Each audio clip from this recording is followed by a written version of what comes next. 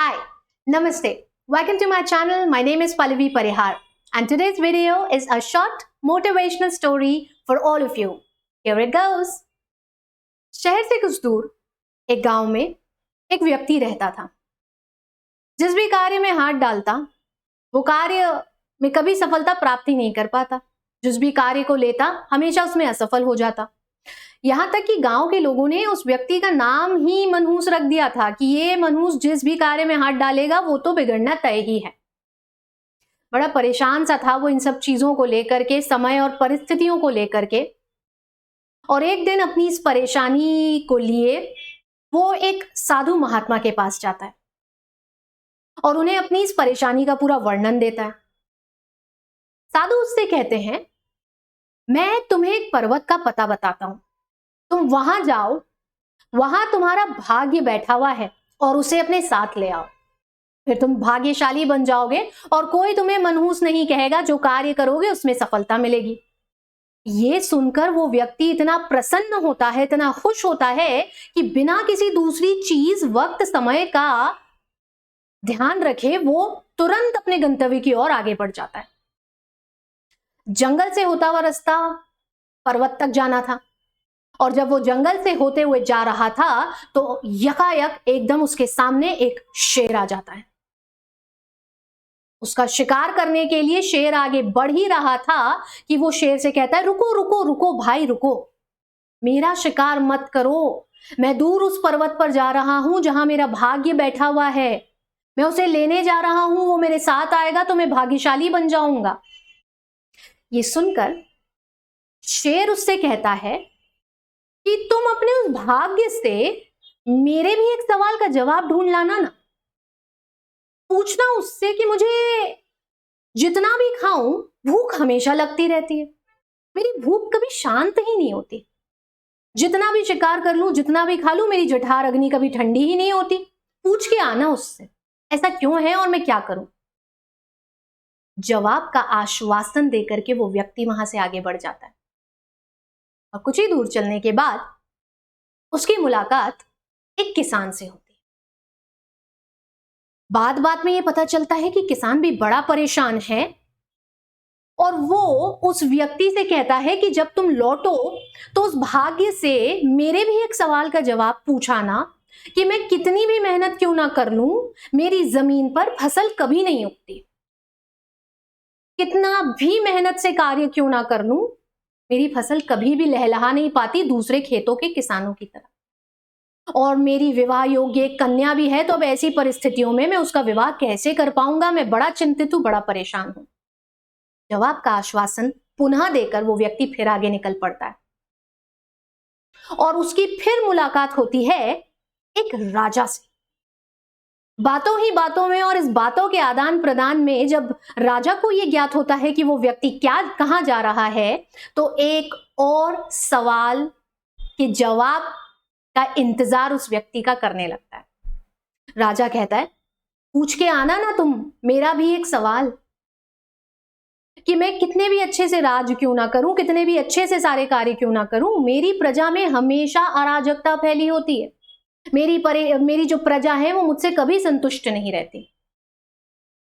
मैं आपके इस सवाल का जवाब जरूर ढूंढ कर लाऊंगा, फिलहाल मुझे अनुमति दीजिए। ये कहकर के वो आगे बढ़ चलता है और चलते चलते चलते चलते चलते चलते पहुंच जाता है उस पर्वत पर जहां उसका भाग्य बैठा हुआ था और कहता है उससे कि अब तुम्हें चलना पड़ेगा मेरे साथ।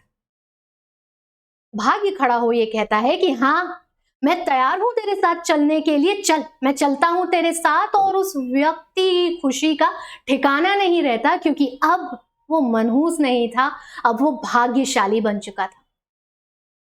अपने रास्ते पर आगे निकलता है, अपने गांव की तरफ आगे लौटने के लिए बढ़ता है और उसकी मुलाकात लौटते समय सबसे पहले उस राजा से होती है, जिसके सवाल के जवाब के रूप में वो उससे कहता है कि हे राजन, आप तो राजा हैं ही नहीं, आप तो एक रानी हैं जो राजा का रूप धर करके राज कर रही हैं। अपने असल रूप में आइए और अपने असल रूप में आकर के किसी योग्य व्यक्ति से विवाह करिए और दोनों मिलकर के इस राज्य को चलाइए। फिर देखिए आपकी प्रजा में कभी अराजकता नहीं फैलेगी। ये सुन करके, प्रसन्न होकर के, आश्चर्यचकित होकर के वो राजा के रूप में जो रानी थी वो अपने असली रूप में आ जाती है और एक प्रस्ताव रखती है उस व्यक्ति के आगे, एक प्रपोजल देती है उसे, क्यों ना तुम ही मुझसे शादी कर लो, क्यों ना तुम ही मुझसे ब्याह कर लो, हम दोनों मिलकर के ये राज्य चलाएंगे। ना ना ना ना ना रानी, ना ना, मेरा तो भाग जाग चुका है और मैं तो बड़ा भाग्यशाली बन चुका हूं, मैं अब यहां नहीं रुक रहा, मैं तो चला अपने रास्ते, कह करके वो आगे बढ़ चलता है। फिर मुलाकात होती है उस किसान से और उस किसान के सवाल के जवाब के रूप में उसे ये बताता है कि भैया, तुम्हारी जमीन के नीचे तो एक बहुत बड़ा खजाना छुपा है, गड़ा हुआ है। जमीन की खुदाई करो, उस खजाने को निकालो और उसके बाद अपनी फसल लगाना, उसके बाद बीज बोना और देखना तुम्हारी फसल कितनी लहलहाएगी और उस खजाने से तुम्हारी कन्या का विवाह भी हो जाएगा। बहुत प्रसन्न होता है, बड़ी दुआएं देता है वो किसान उस व्यक्ति को और एक प्रस्ताव, पुनः एक प्रस्ताव उस व्यक्ति के सामने आता है। One more proposal falls back in front of him. वो किसान कहता है, मेरी कन्या से तुम ही विवाह कर लो ना, तुमसे योग्य व्यक्ति मुझे कहां मिलेगा। ना ना ना ना ना भैया ना, मेरा तो भाग जाग चुका है, मैं तो भाग्यशाली बन चुका हूं, मैं यहां नहीं रुक रहा। और ये कहते हुए वो आगे बढ़ चलता है। चलते चलते चलते चलते अब बस गांव दूर ही, ज्यादा दूर था ही नहीं, बस पास ही था, दूरी बहुत कम ही थी और आखिरी बार वो शेर से मुलाकात होती है। शेर के सामने जाता है और उसे कहता है, तुम्हारे सवाल का जवाब ये है।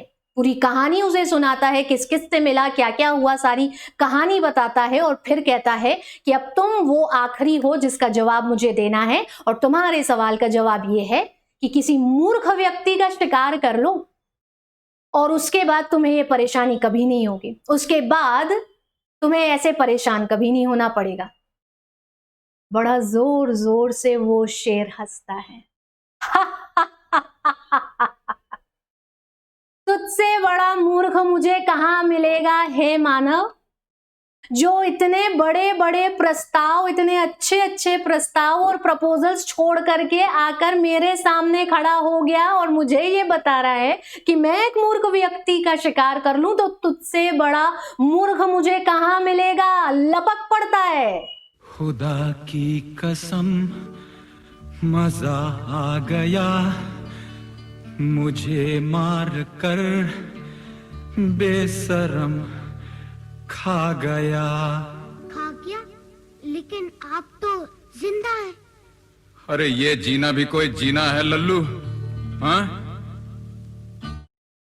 और फाइनली शेर उसे खा जाता है। Moral of our today's story: opportunities knocks our door only once. Rarely will they do twice, but never will they thrice. मौका जीवन में सिर्फ एक ही बार मिलता है, बहुत कम ऐसा होगा कि ये दूसरी बार आपके सामने आएगा। आपको सिर्फ इसे पहचानना है। कई मौके ऐसे होते हैं जिन्हें हम अपनी बेवकूफियों से या अपनी नासमझ से छोड़ देते हैं। इन मौकों को पहचानिए, इन मौकों को समझिए और इनका फायदा उठाइए। That's all from my end for today. Have a very great day. Enjoy listening. Thank you. Bye bye.